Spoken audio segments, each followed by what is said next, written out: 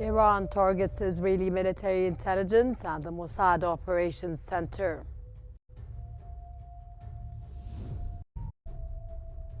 Iranian foreign minister stresses that his country is committed to diplomacy. And Donald Trump insists that Iran must abandon its nuclear program.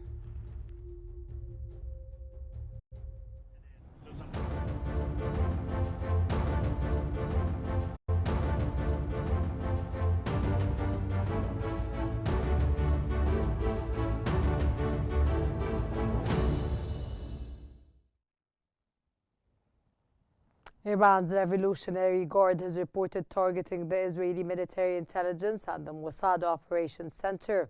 It announced a precise missile strike on the military intelligence headquarters in Tel Aviv. Iran's Revolutionary Guard expressed readiness for a prolonged war with Israel, stating that Iranian retaliation has not yet begun. They emphasized that ongoing military operations against vital Israeli targets will continue until complete eradication is achieved.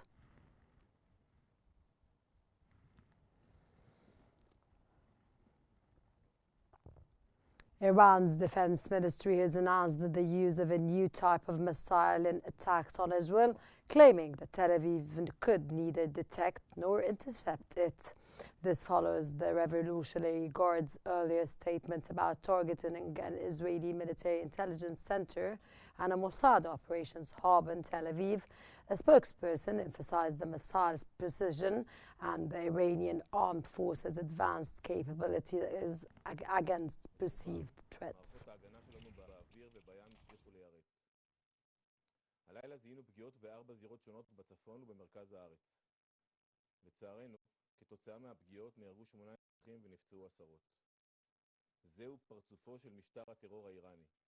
אנחנו פוגעים ביכולות צבאיות וגרעין שנועדו להשמיד את מדינת ישראל.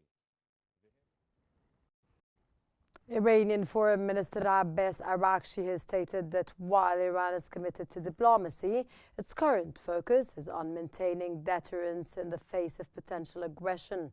During a joint call with the foreign ministers of France, Britain, Germany and the EU, Araghchi reaffirmed Tehran's stance, stating Iran has never left the negotiating table, but emphasized the effective and deterrent confrontation now takes precedence. In a separate call with Italy's Foreign Minister Antonio Tajani, Araghchi criticized some European nations for what he described was a pro-Israeli bias. The United Kingdom, France and Germany have all called for restraint in the region, while reiterating Israel's right to self-defense and expressing serious concern over Iran's nuclear activities.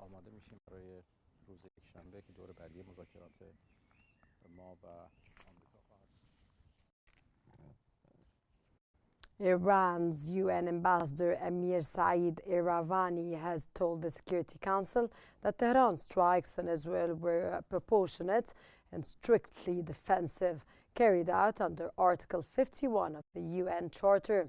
He also condemned Israel's reported strike on Iran's state news agency as a war crime and accused Israel of being the foremost enemy of truth due to its attacks on journalists. Iravani insisted Iran had not initiated war and dismissed the idea that it posed an existential threat to Israel, calling that claim a false pretext for Israeli war crimes. He further blamed the United States for enabling Israeli actions, saying without the U.S. weapons, intelligence and political backing, this attack could have not happened. Once again demonstrated that it is the foremost enemy. Iran's representative in Geneva, Ali Bahraini, has stated that Iran will not hesitate to defend itself as long as Israeli aggression continues. During a special session of the UN Conference on Disarmament, Bahraini emphasized that the nature of Israeli occupation is rooted in aggression and crime. He condemned recent attacks on civilians and infrastructure, claiming that Israel violates international humanitarian law and threatens global security with its nuclear capabilities. With Rule 39 of the Council's Provisional Rules of today at approximately 3:15 a.m. U.S. President Donald Trump has expressed his desire for a real end to the nuclear issue with Iran, insisting that the country must completely abandon its nuclear program. Speaking to reporters while departing Canada after G7 summit, he anticipated that Israel would continue its attacks on Iran.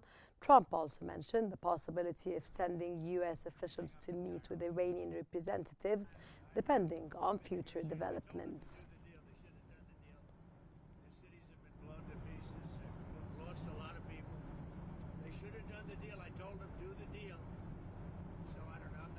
Reports that you want to send the vice president. Earlier, U.S. President Donald Trump has said that Iran should have signed a deal with the United States on its nuclear program before Israeli strikes began, and he believes Iran now wants to reach an agreement. He expressed confidence that a deal will be signed, calling Iran foolish if it chooses not to. Trump also mentioned he has been in constant contact with leaders, including Israeli Prime Minister Netanyahu, and emphasized his goal of preventing Iran from obtaining nuclear weapons. Well, as you probably noticed, and I gave Iran 60 days. Israeli Prime Minister Benjamin Netanyahu has said that Israel's military operations are dealing powerful blows to Iran's leadership and nuclear infrastructure, as he rejected any renewed diplomatic overtures for Tehran as disingenuous. He was willing Netanyahu said Iran's willingness to negotiate was expected, given the pressure it is facing. He reiterated that Israel's objective is to eliminate Iran's nuclear and ballistic missile capabilities, and that the country had already given diplomacy a chance during a 60-day window, during which Iran allegedly continued plotting Israel's destruction. Netanyahu also emphasized that Israel's campaign in Iran had weakened the regime's broader network of regional proxies. Commenting on reports of Israeli strikes against Iran's state broadcaster, Netanyahu said it was part of an effort to expose the regime's censorship.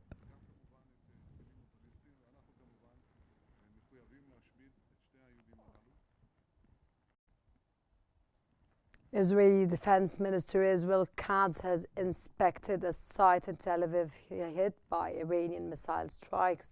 He said that Israel will continue targeting Iranian military leaders, missile systems, and the nuclear program.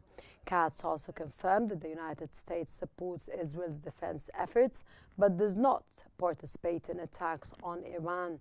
He mentioned the destruction of a key site in Natanz and plans to dismantle Iran's nuclear infrastructure.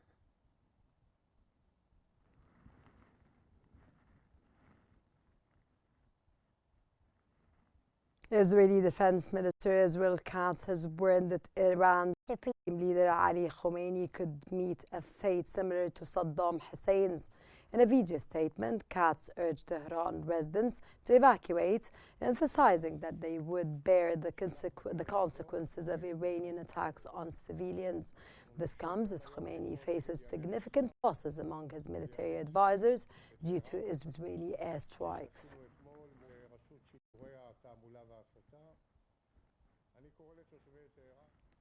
And for more analysis, we now move on to Hala Al-Hamalawi in our newsroom. Hala. Thank you very much, Rana. And for further analysis, we're joined from Cairo, Bahrain Managing Editor, Mr. Mohammed Izzeddin. Welcome to Q News. Now, Mr. Izzeddin, what implications do Iran's reported missile capabilities have for Israel's national security strategy, particularly in terms of deterrence and defense?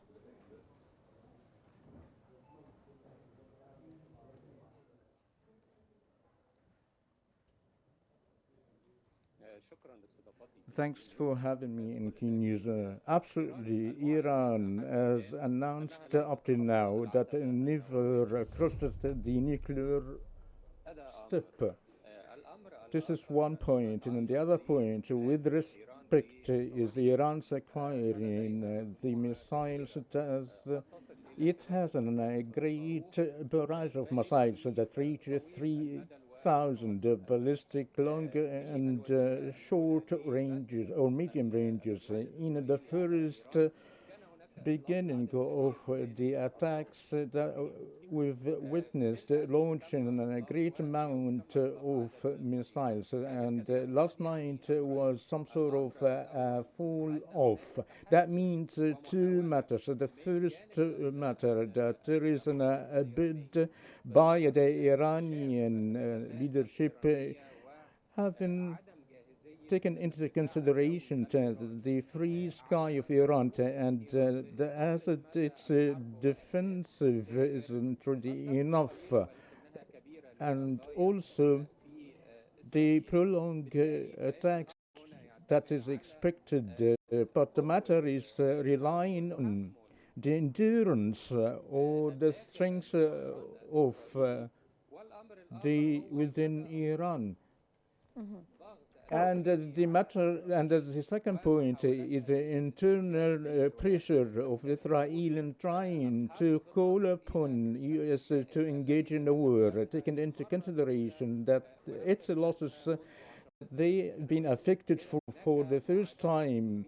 So there is some sort of equation between the Israeli attacks targeting neutralizing not only the Iranian nuclear programs, but its abilities in tackling firstly in the air defense and the halting of the missile launchers that pose a real threat to Israel in light of the failure of the Iron Dome, in addition to Arrow 1 and Arrow 2 that never delivered the mission as anticipated, in addition to some other technical problems of the Iron Dome that we've reached to the relaunch of the missiles. So the matter is relying on the endurance of Iran and what extent the casualties that will be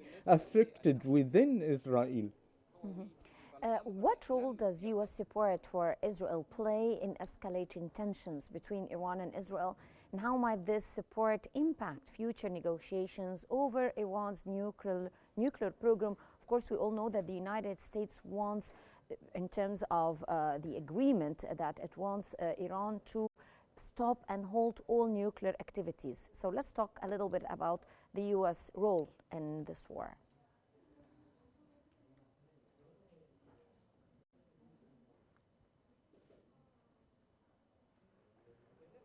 Yes, with respect to the military role of the U.S., it was fully aware of all the Israeli strikes against the nuclear facilities of Iran, in addition to a great logistic support that it, not only in these days, but it's been for a long time, to affect the strategic losses with respect to its leaders, with respect to the future of negotiation, as the President of America stated, citing that was in a deadline of 60 days that came to an end.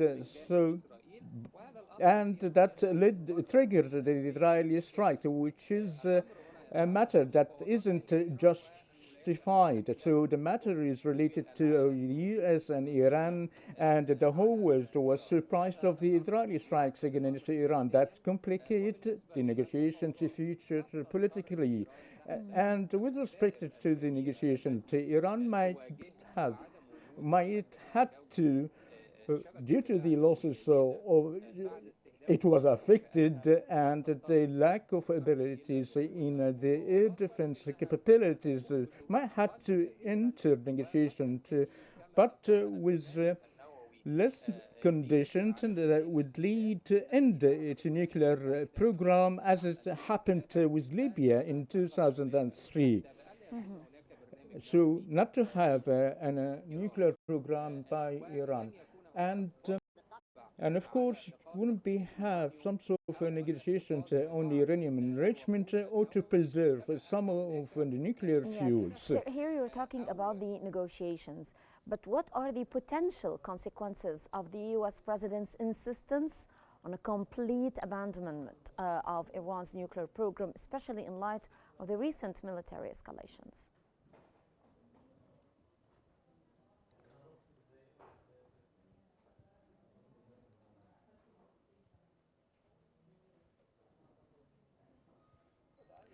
I think that President Trump is talking about a real desire in ending fully the Iranian nuclear program, not to negotiate about what took place of the mutual blows between the two sides that had weakened the Iranian leadership politically and militarily due to the military pressure made by Israel and its occupation forces. And I think that would be a bit of a pressure towards holding negotiation with respect to the U.S. U.S. also wishes to a cessation of a ceasefire to be coming out of U.S. either by a third-party mediation to Russia or China or direct intervention to cease fire. I think that what have been delivered in the past days, it seems that is satisfactory by the Israeli leaders, but the far-right military leaders wish to complete the airstrikes in order to fully eliminate all the Iranian military facilities, not only the nuclear program and its facilities. This is what, as I think, disrupting in reaching to an agreement, particularly that the Iranian side, according to the foreign outlets, reported by sending signals that they wish to have some sort of a negotiation, but not in an indirect way between Iran and the United States of America. Yes, that was Mr. Mohammed Izzeddin from Cairo, Al Ahram managing editor. Thank you so much for joining us here on Q News. Now we go back to you, Rana, in our studio. Thank you very much, Helen. We move on with the news where Israel's occupation military has announced that it had killed Ali Shadmani, Iran's wartime chief of staff and one of the top country's commanders in a targeted strike in central Tehran. Brigadier General Efi Defrin, an Israeli army spokesperson, said the operation was based on precise intelligence. Shadmani, described as the closest military figure to Supreme Leader Ali Khamenei, had held the position for just 4 days after replacing his predecessor, who was killed in Israel's initial air assault. Foreign Minister Gideon Sa'ar praised the operation during a briefing to the Knesset's Foreign Affairs and Defense Committee.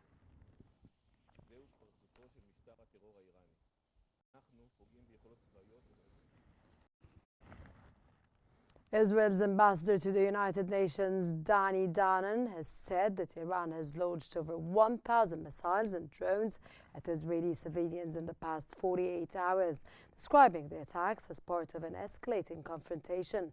Speaking to reporters at the UN, Danon said Israel has significantly pushed back Iran's nuclear program in recent days and pledged that operations against Iranian military infrastructure would continue. Danon confirmed Israel is targeting sites linked to the Revolutionary Guard Corps while emphasizing efforts to minimize civilian casualties. We will continue with our efforts to push back the program. It's not a short operation.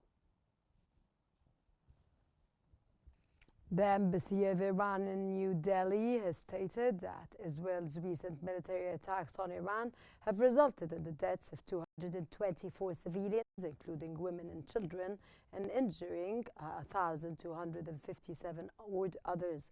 Describing the strikes as blatant acts of aggression, the embassy condemned Israel's violation of Iran's territorial integrity and sovereignty, saying the attacks targeted several locations, including residential areas.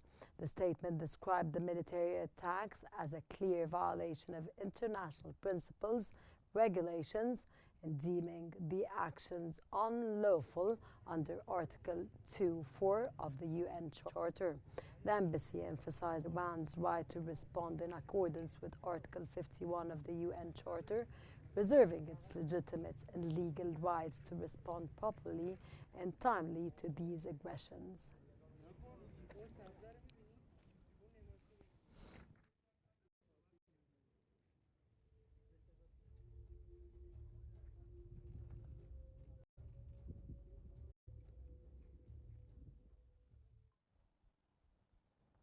A large plume of black smoke rose over the central Israeli city of Herzliya following another round of Iranian missile strikes as the conflict between Israel and Iran entered its fifth day.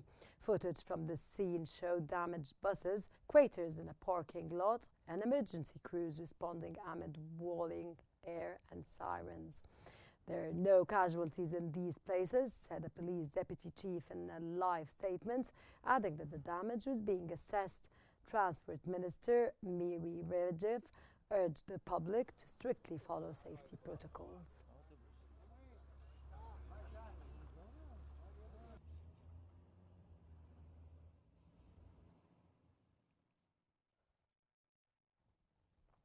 The foreign ministers from 21 countries, including Egypt, Jordan, United Arab Emirates, Pakistan and Turkey, have condemned the Israeli attacks since June 13, 2025.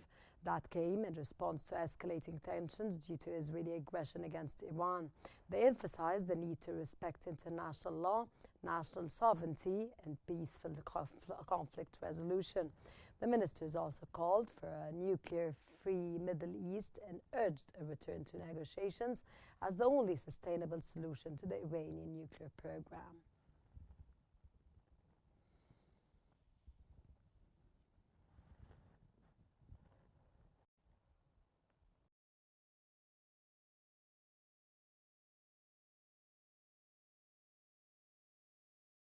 Conflict, calling it a threat to global stability. Speaking at the European Parliament, the monarch said there is no clear limit to where the fighting could spread, adding, "This is a threat to people everywhere. Ultimately, this conflict must end." His remarks came as heightened tensions following Israeli strikes on Iranian targets, raising fears of broader confrontations.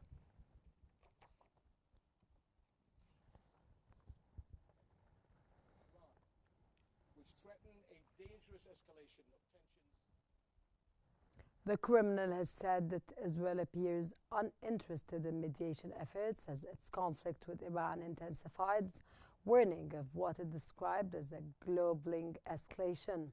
Kremlin spokesperson Dmitry Peskov urged both sides to show maximum restraint and noted that predicting of the situation now is in its fifth day. Russia reiterated its offer to mediate but acknowledged Israel is currently not open to a peaceful resolution. Peskov added that the Russian embassy in Tehran is assisting Tehran to Russian nationals with evacuation efforts via Azerbaijan.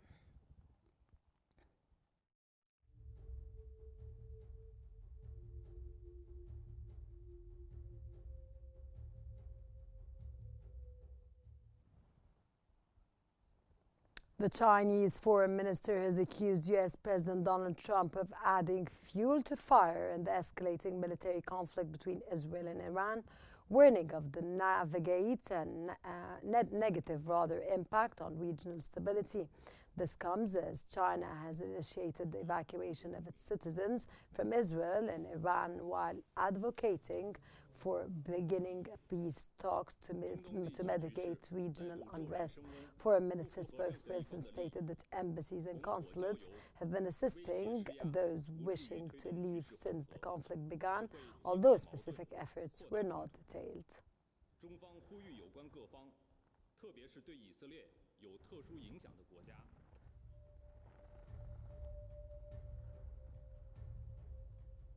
This brings us to the end of our news bulletin. Here's what we have been covering. Iran targets Israeli military intelligence and the Mossad Operations Center. Iranian foreign minister stresses that his country is committed to diplomacy.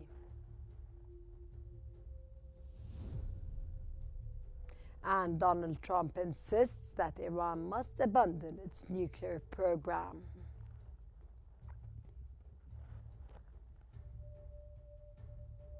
This concludes our news bulletin for this hour. Don't forget to follow Q News on YouTube, Facebook, X, Instagram, and TikTok at QNewsEG to stay informed.